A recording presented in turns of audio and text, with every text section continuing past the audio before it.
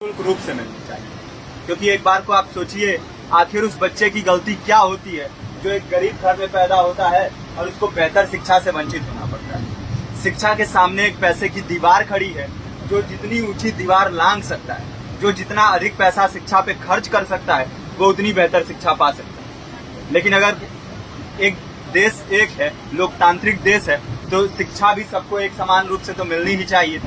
आज परिस्थिति ये है कि एक तरफ तो प्राइवेट स्कूल हैं जो लूट के अड्डे बने हुए हैं, वहां पे आप एडमिशन कराने जाएंगे तो सिर्फ एडमिशन के नाम पे ही आपको 10,000 20,000 रुपए देना होगा। और कमीशन खोरी का ऐसा धंधा है कि कॉपी, किताब, टाई, बेल्ट, ड्रेस, जूता कहाँ से खरीदना है ये आप नहीं तय करेंगे वो प्राइवेट स्कूल वाले। यानी आम लोगों की मेहनत की आखिरी कौड़ी उनके जेब से वसूल लेना चाहते हैं। और दूसरी तरफ सरकारी स्कूलों में न तो पर्याप्त टीचर है, न पर्याप्त बिल्डिंगें हैं।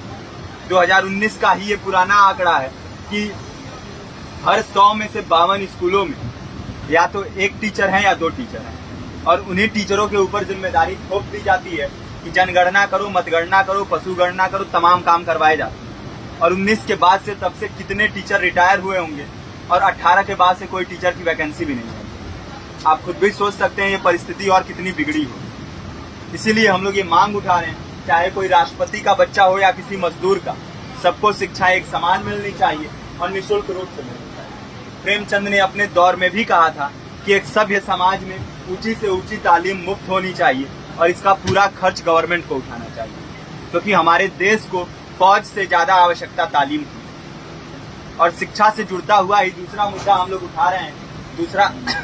दूसरा मुद्दा है रोजगार का। रोजगार की परिस्थिति ये है कि आज सरकारी सेक्टर हो या प्राइवेट, सब कुछ ठेका संविदा के हवाले किया जा रहा है। परमानेंट नौकरियां लगातार घटाई जा रही हैं। इसी रेलवे में 1995 के आसपास लगभग 18.5 लाख कर्मचारी काम करते थे, लेकिन आज उनकी संख्या 12 लाख थी। आप खुद भी सोच सकते हैं कितने बड़े पैमाने पे परमानेंट पदों को घटाया जा रहा है। और आज आलम ये है, एक तरफ लाखों पद खाली पड़े हैं, फिर भी कोई वैकेंसी नहीं निकलती।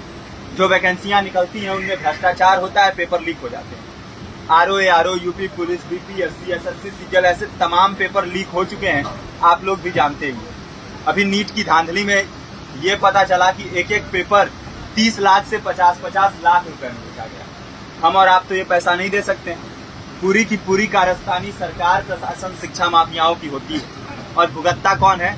आम घरों के लोग, जो लोग सालों साल तैयारी करते हैं, दिन भर में 10-10 घंटे, 12-12 घंटे पढ़ते हैं, और इतनी कड़ी मेहनत के बाद, सालों साल की मेहनत के बाद उनके हाथ लगती है तो सिर्फ हताशा, निराशा, अवसाद। बहुत से छात्र नौजवान जो इस बेबसी में, इस डिप्रेशन में नहीं जी पाते, आत्महत्या तक के कदम उठा लेते हैं। लेकिन ये देश की विडंबना है कि टीवी चैनल, अखबार, मीडिया, नेता, मंत्रियों के लिए कहीं ये कोई मुद्दा नहीं है। उनके लिए मुद्दे हैं तो जाति, धर्म, रंग, नस्ल, अगड़ा पिछड़ा।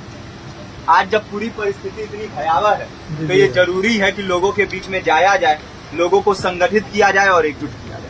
क्योंकि आज अगर अपने मुद्दों पर बोलेंगे नहीं तो कल को ये परिस्थिति और बिगड़ेगी। हो सकता है ले दे के अपनी जिंदगी तो हम लोग काट ले जाएंगे, लेकिन आने वाली पीढ़ियों को क्या भविष्य देके जाएंगे, ये भी सोचने वाली बात है। हमारे साथी ने आपको पर्चा दिया है, पर्चा आप तक पहुंच गया है। पर्चे में और भी बातें हैं, इसको पूरा विस्तार से पढ़िए। पर्चे में हमारा नंबर है, संपर्क कीजिए। फेसबुक का, इंस्टाग्राम का लिंक है, आप वहाँ पे जाएंगे तो आपको पता भी चलते रहेगा कि लगातार किन किन माध्यमों से हम इस अभियान को चला रहे हैं। नुक्कड़ नाटक, संगीत, शिक्षा सहायता मंडल, लाइब्रेरी, तमाम माध्यमों से इस अभियान को चला रहे हैं और कोशिश कर रहे हैं कि बड़े से बड़े पैमाने पर हर जगह पे लोगों को संगठित किया जाए और एकजुट किया जाए। आपके बीच भी आए हैं आपका साथ और सहयोग दें। साथ इस रूप में कि आप भी हमारे इस कारवां और इस मुहिम से जुड़िए।